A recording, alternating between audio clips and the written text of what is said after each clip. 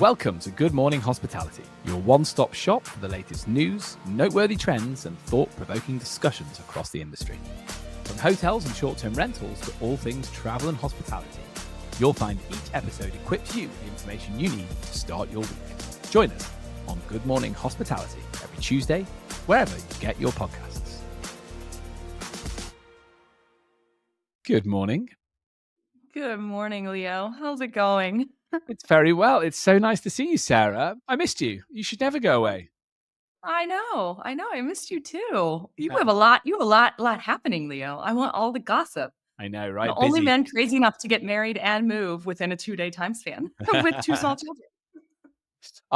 Look, I can't wait to tell you all. I really did. I really did think about how we've taken 4 years over the engagement. We've probably taken 5 years over the Brighton move. So why we all had to do it on the same weekend, I'll never know. But I guess that's just, that's us processing what we're trying to do. So everybody knows we are in position. We're married for one. Any people watching, you can see the ring. Yay! Exciting. Spoken for. Congratulations, Leo. Thanks, Sarah. Spoken for. And we are in our lovely new home in Brighton. And I'm looking above me at the window there, and the sun is shining, blue skies. We've been very, very lucky with the weather.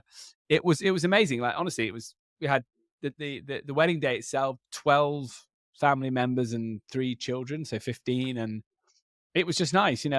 I wouldn't recommend trying to do anything bigger than that if you've got 2 small children, because our boy, who's 8 or 9 months, he doesn't want all that noise and stuff. Like, that was enough for him.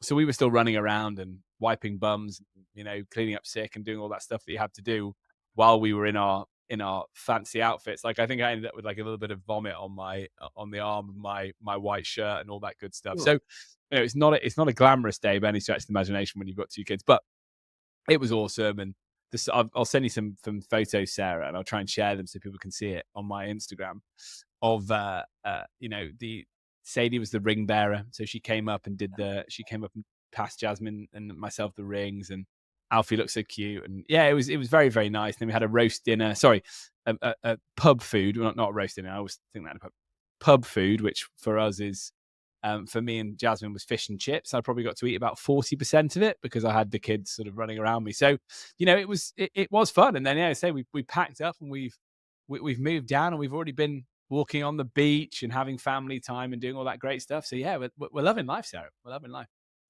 That's amazing. Have you got your new running route all planned out yet, Leo? It's easy here. There's so many good ones, but yeah, you're right. I'm actually charging my Garmin watch at the moment because I'm going to try and get a bit more back into it. So yeah, there's some lovely boardwalks and different things you do. And plus, because it's by the sea, if you just want a flat run, you get a flat run along the sea.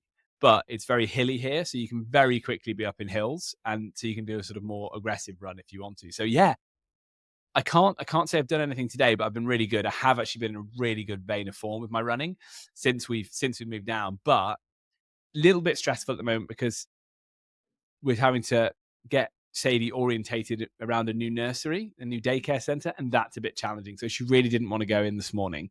So I'm kind of sat there while she's having breakfast, and she doesn't want you to leave. But then they send me a picture on the app, because there's obviously an app for your daycare center now. Why wouldn't there be? And she's playing and she's doing things. So yeah, like a lot of new stuff. We're definitely doing a lot of new stuff. But it feels really, really good that we're here and we've done it, right? That's amazing. I bet when you go to pick her up, she's not even going to want to see you. She's going to be like, no, come back tomorrow. I have all these new friends. Yeah, I think there's a bit of that. The shades of that. She's a very confident kid. So once she gets herself settled in, she'll be good. But look, happy Thanksgiving, my friend. It's I'm convinced we need to spend it together next year. I'm going to lock you in for that. And tell us about you flew across the sea. How was it to see your family? Yeah, it was absolutely incredible. And I didn't know this before I went. So my grandpa was one of 9 children. And so every year at Thanksgiving, we get together at the farm where he was born, basically, at this big farmhouse in the middle of nowhere in South Carolina. They've paved the road, which is disgusting. It was always a dirt road, so ruining the magic. But this turned out to be the last year. So the house has been passed through to all of his siblings, basically. And there was like one sibling left who was a farmer. And so he had all this land and was keeping up the property. and he's finally at the age now where it's just too much. So he is going to sell. So this was the last Wow. year of the King clan. I forgot to bring it on air. I got a mug and everything. I got an engraved mug, Oh, King Family Thanksgiving wow, that's on it with. amazing. So how many generations have had the farm? Like, Yeah, so it was started so the farm belonged to my grandpa's mother's family. So it was her family's property originally. And then she inherited the farm, and then she had 9 children, and then her 9 children inherited it, and then each of those 9 children had between 2 and 4 children, and then each of those children had between 2 and 4 children. So there was, I think we were about 75 this year, and that's wow. counting a lot of the cousins that are like my age in their 30s and have families and have kids, and so they rotate holidays with their partners. And so, yeah, it was still a really, really, really big turnout. I know you'll be shocked to learn that we are a shouting family. We love to sit around and tell tales. And so we turned up, and there was like a basically like a PA system, with a big old microphone hooked up to an amplifier because everybody's old and they can't shout anymore. And so we had one representative from each one of the original siblings kind of come out and just tell an update about their family, and then we prayed for like 20 minutes, and then the food was cold, and then we had food. I love it. What I'd have So if given to you be want to part of that. What I'd have been given to be part of that. Like, that sounds phenomenal. Your partner must have been like, "What is this? What is going on?" uh, he wanted to crawl under a hole and die. My auntie did it for our family, and she's like, "Oh, and Sarah Nan has a friend here," which everybody knows what that means in the South. And I thought he was, and then of course they got his name wrong. And then he just wanted to crawl in a hole and be buried there I and love never it. come back out. Yeah, in Barcelona, he's your partner. He's your significant other. Yeah. In the south of America, he's your friend. He's My friend. your Mhm. friend. Yeah. My Um, friend, Sarah Nan's friend. that sounds wonderful. I could talk. We could talk all day. You can tell, audience. You can tell we haven't caught up. It also explains why our listening figures are so good, right? Because I guess the majority of people that listen are just related to you somehow, right? Is that what's doing it? I, I don't know. I don't know. I guess so. 75 people turning out. I mean, that's ludicrous, isn't it? And that's not everyone. I don't even have No. 75 friends. Never get married, by the way. It'll cost you a fortune, won't it? To host that many people. It does, yeah. I think there through the years there's been 2 different kinds of weddings in the family. There's been the weddings where they invite everyone, Yeah. and it is a real spectacle. And there's been the weddings where they just pretend like they eloped, and then they will, which really they didn't. And only the in crowd got invited, And so they'll give you the invitation on the sly, like, "Hey, I didn't invite the whole family, so keep your mouth shut and keep it off social media." And you're like, "Okay." Uh, so Ridiculous. What else that could you was do though? What else could you do if you have that many? I think it's unfair. There should be like an announcement to say, look, guys, no guilt around weddings, bar mitzvahs, christenings, whatever it is. Just go for your life, and there's no guilt. Oh, not in the King family. Love a bit of a guilt trip in the King family. No, you got to invite everybody. So the classic one was we're gonna elope, and then when we would do the annual like get together, you would just have a reception, with the whole family.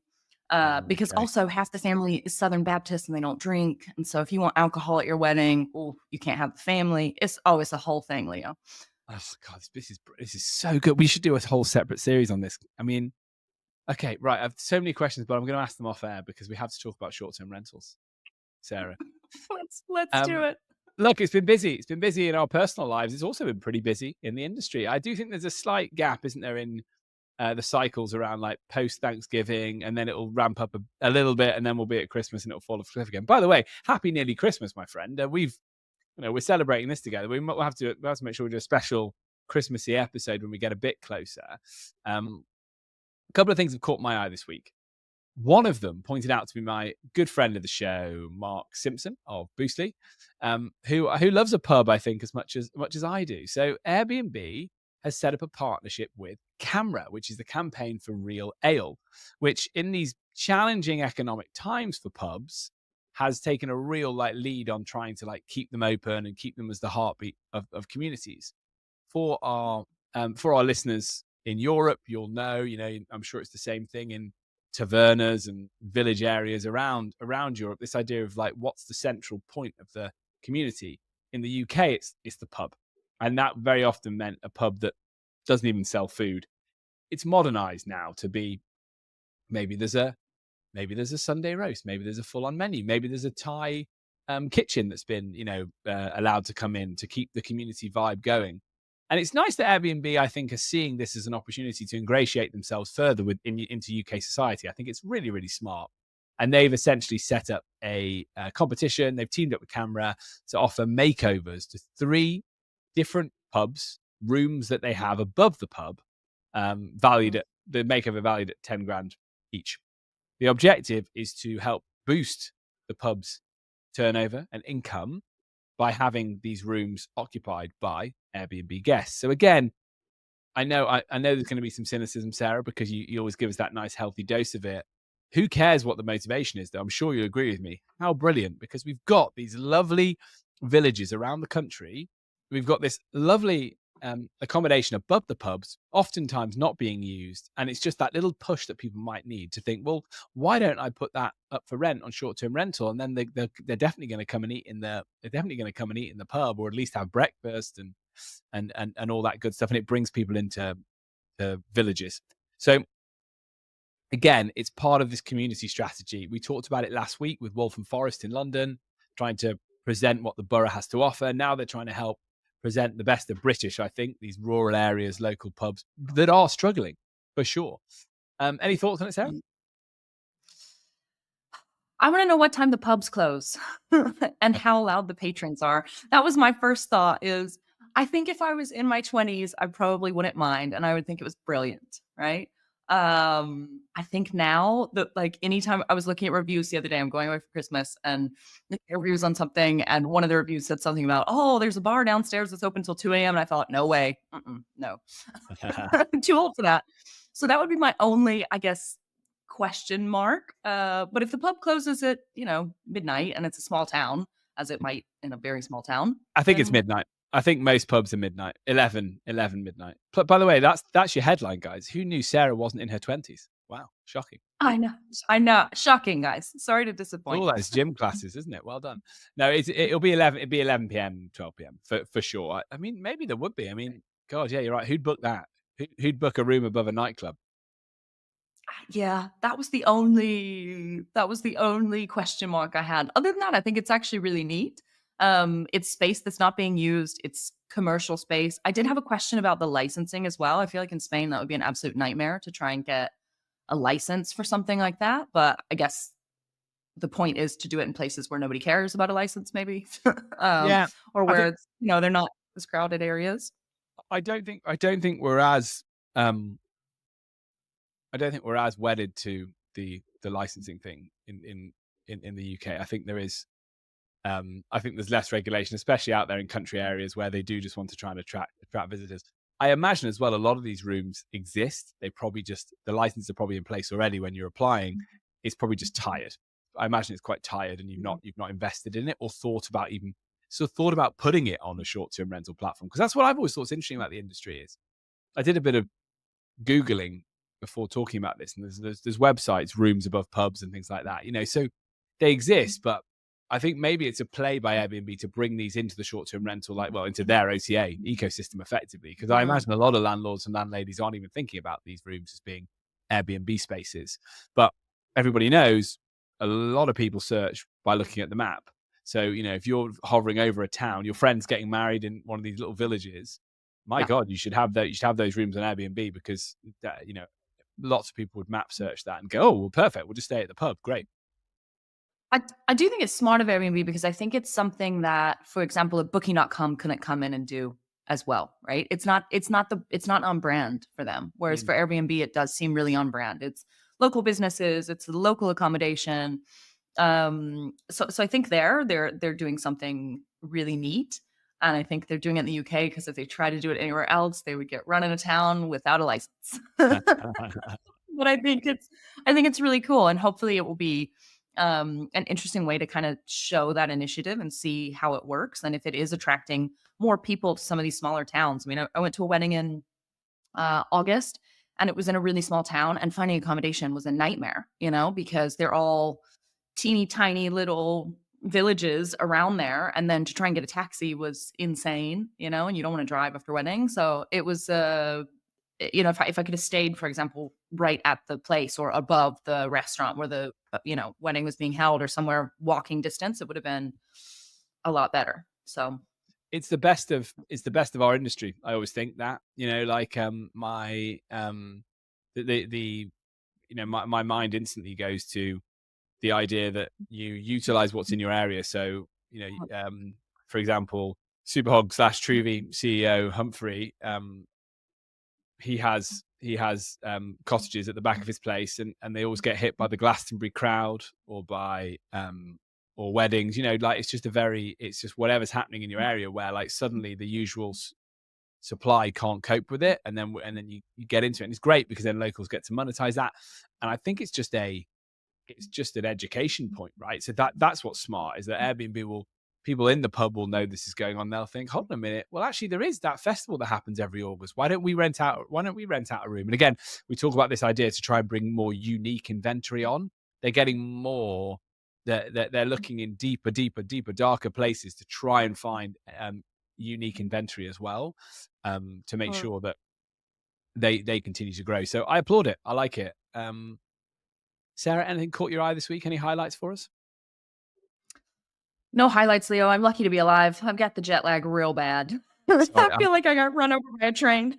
Sorry, I should have qualified that by saying, we know you're all. Thanks for just being here, Sarah, because we appreciate the jet lag, right? We appreciate that. That's real. No highlights. No highlights. What I've got, because I suspected you wouldn't have a highlight, because obviously the highlight for you is coming back to do the podcast with me. So one cheeky other thing did catch my eye, which I'll just very quickly go through, is Home to Go have set up a partnership with FlixBus. You know this? You know FlixBus, Sarah? Yeah, I know FlixBus. They're big in Europe, right? Yeah, they're big in Europe. Well, I've never ridden a FlixBus. Can you give the audience a little bit of tell us more about them?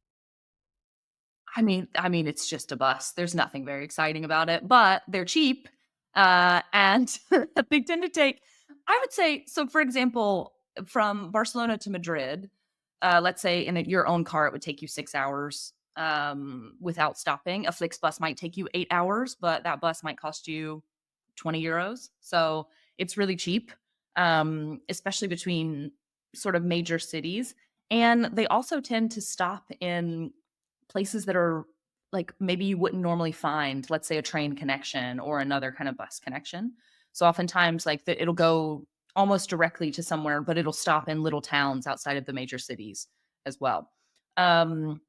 So yeah, I mean, it's a bus. I've never had a terrible experience on a FlixBus, and they're cheap. So I think we all know that Sarah doesn't really ride the FlixBus very often, don't we, audience? She's trying to pretend she's like all about the FlixBus. She's not. She's been on it once. She hated it. She complained the entire time. I'm not. I went once or twice. It was fine. I mean, if there's no alternative, or a flight costs you, 200 euros and the FlixBus is 20, then like you'll take FlixBus. There you go. Well, look, I applaud this. I like this partnership from Home to Go. I always think Home to Go do smart things. And they've had a partnership with Flix, which offers travelers who book a Home to Go property a 10% discount on FlixBus or Flix Trains travel solutions. Why do we like it? Because I think it's linking how you get there, which we've talked about in a few different ways, right? Sustainability being one of them. So if you can convince someone to get a bus in rather than fly in, that unnecessarily short flight that you might think, oh, I could take that, but hold on a minute. Actually, who are FlixBus? Oh, I can see they've got all these routes. Cool. That's a cool partnership. Oh, and I get a discount, even better. So it's how you get there, being responsible. And I think it's cool. I think it's what we're trying to promote in Europe, right? Is showing the good that our industry can do. So I'm sure it's more a PR stunt than anything else, but I like it as a PR stunt because it shows how we can be a force for good. And if one or two people take a more sustainable route to get into a city, great. It's done its job. Sounds what you got great. for us, Sarah? So when are you getting on a FlixBus, Leo? I'm never getting on a FlixBus with two children. Never. When my kids go to university and I'm having holidays on my own again with Jasmine, we'll be on the FlixBus. No, we love all that stuff. No, we would. Which to be fair, we did get the train to France. So no, I'd happily get the train. I think a bus is too much because of the you're a bit hemmed in, aren't you? You can't walk around. The train is great though. We're all about a bit of sustainable how to get there. Whereas I think our bus days are sadly at this point over for us. Sadly, not so sadly, depending on your views. Right, Sarah, come on, welcome back. What you got for us? What's caught your eye? Oh goodness. Well, to be fair to you, Leo, you pointed this one out to me. But it is an article from FocusWire. Google's updates search in Europe to comply with DMA. Oh, so here are the highlights. Basically, Google search is making a lot of changes to the platform. I think for me, the most notable change that came out of this article was in removing certain hotels and hotel features from the maps, from the results on Google Maps, in an effort to kind of comply with this DMA. That seems crazy to me. Yeah. How are you supposed to find places? And so I think the overwhelming feeling that I had throughout this article, as Google is making all these changes, there was also a mention to, okay, rather than having any descriptive information, we might just have a hyperlink rather than putting the name of the hotel or whatever it is. And then if you wanted to go to the hotel, you have the hyperlink. All of this to me, while potentially in making competition better overall, I think it makes a terrible experience for the user. And so I think in an effort to kind of police what's going on with Google as a gatekeeper, I think they've clipped their wings to the point where nobody's going to be able to find anything. Like that's my biggest concern. It seems like it's going to be really difficult to locate a property on the map. Just the prime example we were talking about. You go to a wedding in a small town. You know nothing about the small town. What's the first thing you do? You open up Google Maps to see what's in and around there. And then, if this is within walking distance, then happy days. For me, it just means that you're going to have to go to an OTA to look for these things. You're going to have to go to some kind of meta search. Like for me, Google was, I guess, the way around some of that competition. Yeah. And it was kind of the equalizer. And so it seems like this for me is taking a step backward. While I think well intentioned, I think the application of it is making for a much worse user experience and actually really meaning that if you don't pay for advertising for your property, like there's no way you're going to be discoverable. Whereas previously, if you did a good job and you had good reviews and you were listed on Google Maps at least, which was free as far as I understand, then you're at least discoverable. So I don't know, Leo. What do you think? I think I like your analysis so far. There's a really interesting debate here because I think the point of the Digital Markets Act, and we've touched on it because you got all these companies trying to now show that they're compliant. So we talked about Booking.com 2 weeks ago, right? And we're seeing that the parity point on hotel pricing. So we're applauding that and saying that's kind of clipping the wings of Booking.com. Problem is that like Google is such a monumental business. It's colossal in terms of what it's over.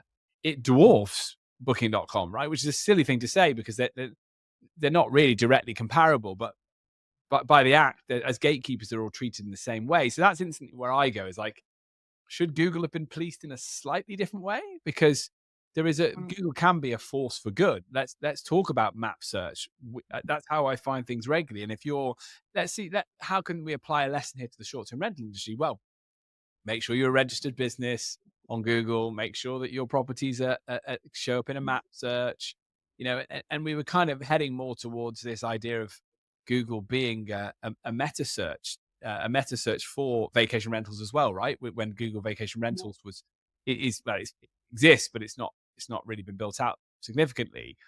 So Google is trying to make sure that you're finding the thing you need in the most efficient way possible. And you're right, as a customer, as you go back to things, if the experience isn't as good, then everybody loses.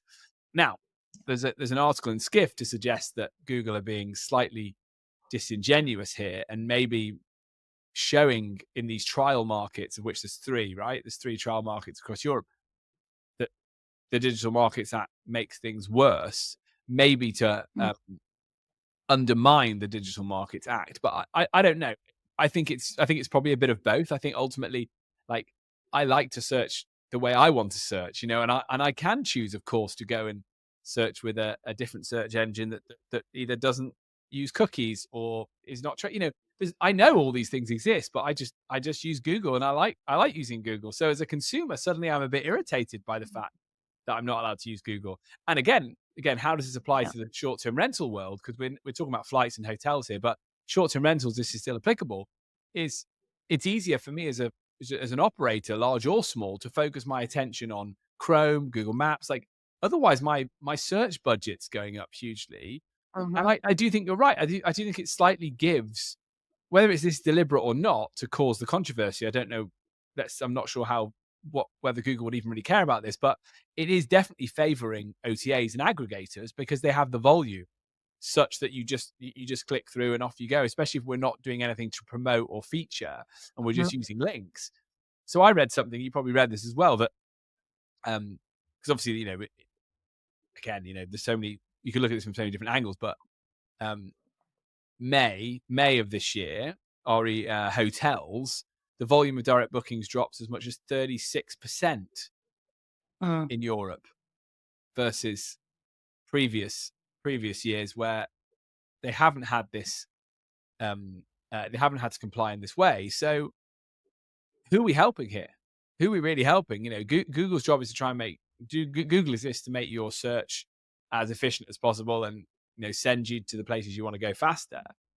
And we're changing the goalposts here and maybe inadvertently giving OTAs a helping hand at the same time. Don't know. Do you think there's Yeah. any skullduggery going on? I think that it was, for me, this is a classic of lawmakers. They think, "Oh, this is a problem. Let's write a law to fix it." Okay, how are we gonna fix it? And then they don't actually think through any of the repercussions and what it's actually gonna mean. It's like they think, "Okay, this company is being abusive, right? Or this company has too much power. Let's reduce that," which in principle is a good thing, right? It's a good idea. I think the application of it, nobody thinks through, okay, well, if we do this, how is this company going to respond? And I think that for me is the part of the analysis that was never really done because, of course, as soon as you make Google comply with some of these, specific things within the DMA, they're left with no choice, right? So it's almost like nobody thought through what the actual consequences would be, Mm, and are they making it worse, which to me they are. It's an act that's meant to protect consumers, and to me it's giving us less choice, and it's less helpful, especially to small businesses. I mean, how are you going to be discoverable at all yeah.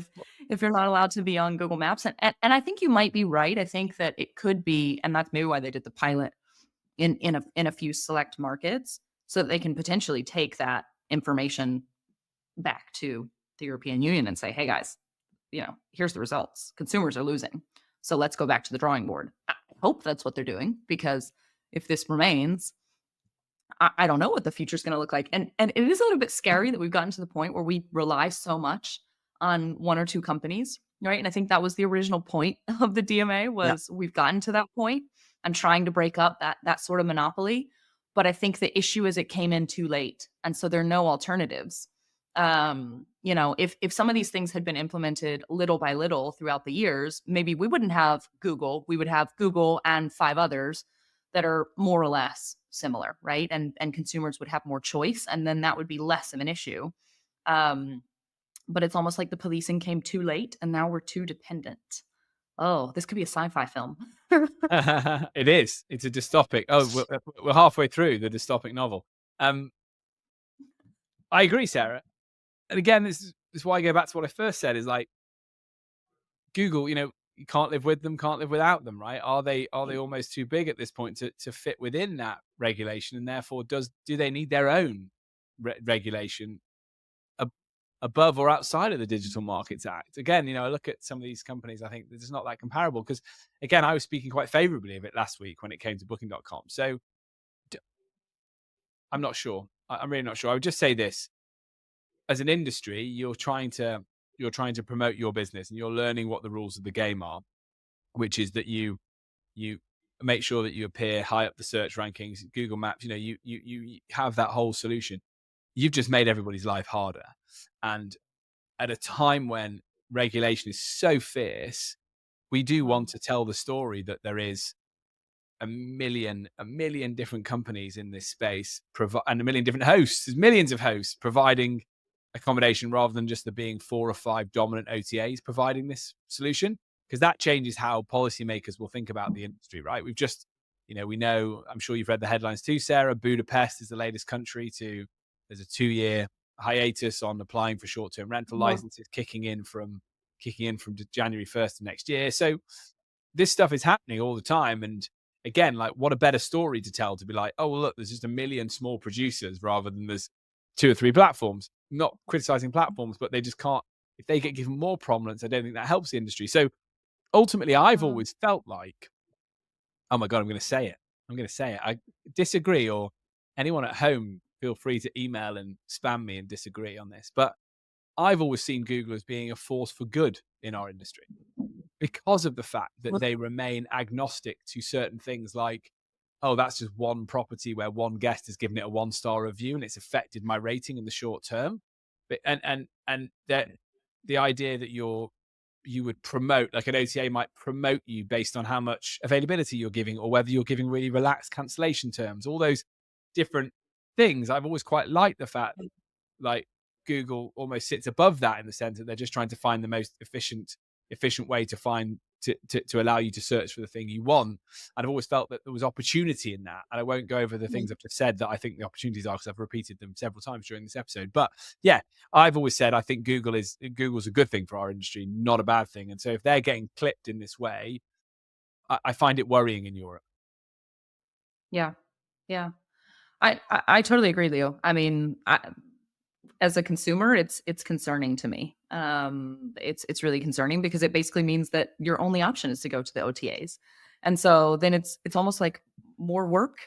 Because for me, I always try and book directly if I can, or at least go to the website of what. So not only do you have to do all the filtering to find one or two places that might actually work for you on an OTA, but if you want to try and book directly, especially if for short-term rentals. For a hotel, that's easy enough, but I think it's most damaging really to the short-term rental industry, Yeah. because you may have, one or two properties, and maybe you don't have a website, and maybe you have the direct booking capability that maybe used to be linked to Google somehow, or maybe you don't, and maybe you just have a phone number and people could book directly by calling or emailing. So I don't know. I really see it's like legislation was meant to protect consumers, but for me, it's making it worse, and it's actually giving more power to the OTAs, which I think was the opposite of what it was supposed to do. So I think it's good in concept, failed in execution so far. Yeah, funny how legislation can do that often, isn't it? And we're seeing backpedaling in the UK and in Scotland around the negative effects that they've done to that they've had on the rural economy there, where there simply just isn't enough accommodation, whether it's a glamping site, a big hotel, or cottages being used by people. So yeah, we'll keep monitoring it. I think it's a really interesting topic, actually, to go through. We better call it quits there, because for once we're on time. I'm going to attribute it to jet lag, Sarah. So well done you, for being heavily jet lagged. What have you got coming on? What have you got going on this week? Is it just recover? It's recovery. Yeah, I've got Pilates tonight, which let's see if I make it. And other than that, I think it's like my Pilates class ends at 9. I think I'll be in bed at 9:30. That's my plan.